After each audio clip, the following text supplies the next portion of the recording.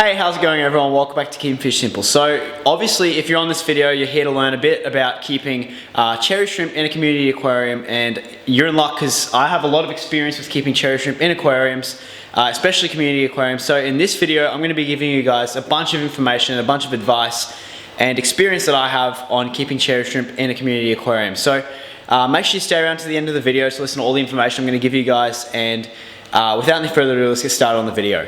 Okay, so we're at my aquarium, and now this aquarium here is my 40 litre cherry shrimp slash endler guppy aquarium.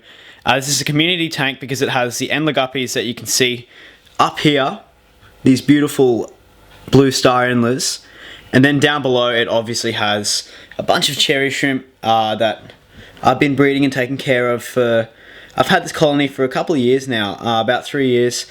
And yeah, they thrive really well together. So basically today I'm going to be explaining a few of the things that you should know when you have cherry shrimp in a community aquarium, and some of the do's and some of the don'ts, and basically how to have a successful cherry shrimp aquarium like the one I have here. So I'm going to start off with giving you the first piece of advice, and that is that cherry shrimp are very, very small, as you can tell. So my big kind of cherry shrimp is a size kind of like this female here, and that's about, I'd say about 2 centimeters, so just under an inch in size, and we've got a bunch of other different sizes in here. But basically cherry shrimp are very small, and if you have an aquarium with a lot of large fish, obviously those large fish are going to be inclined to eat the cherry shrimp. So that's my first piece of advice. Cherry shrimp go really, really well with nano species like these endler guppies that I have up here. Common guppies are pretty good, platies are good. Pretty much all your live bearers are really good species. You want species that are very peaceful too. So these fish that I have in here, the endlers, are one of the most peaceful fish you can get in the aquarium hobby. And same with guppies and platies, they're very, very peaceful fish. And they're really unlikely to go and attack your shrimp. But basically, any fish with a mouth big enough to fit a fully grown adult into its mouth, you're not going to have any success because they'll just be getting eaten the whole time that they're in the aquarium. So that's my first piece of advice. I know it's a bit obvious and probably something you're already thinking of, but a lot of people seem to think it's okay to put cherry shrimp with angelfish or cherry shrimp with discus. And while people can have success, you need a lot of hiding spaces and some very stupid fish to not find those cherry shrimp in there. So first piece of advice is to make sure that the cherry shrimp cannot fit in the fish inside the community tank's mouth.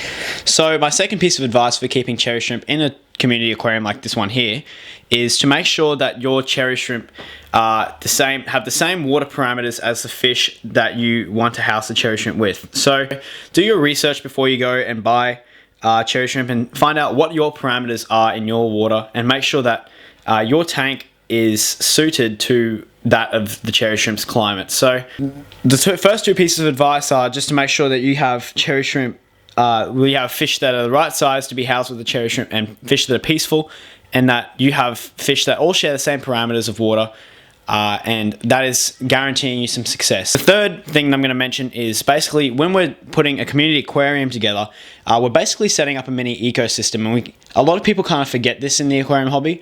They forget that what I'm running in this aquarium is pretty much a replica of life. This is like the environment of what we would see in the wild, and basically the fish work together with the shrimp to create a beautiful display. So the shrimp eat the fish leftovers of food, and I put a little bit of food in there to supplement the shrimp, but they take care of the leftovers, and then the shrimp and the fish create nutrients for the plants, and the plants filter the water, and the plants grow. And basically what we have here is a completely perfectly built ecosystem, and you have to realize that you're trying to build that ecosystem. So getting species that are similar to the shrimp is very, very crucial, and you're trying to pretty much just build this awesome little habitat for the shrimp to live in. So pretty much what I'm trying to say is build something for the shrimp that would replicate the wild. Don't put them in a bare bottom tank. Put them in a tank with some beautiful species in there that will go really well, really well. The species that I would recommend, obviously endler guppies, guppies, platies go pretty well.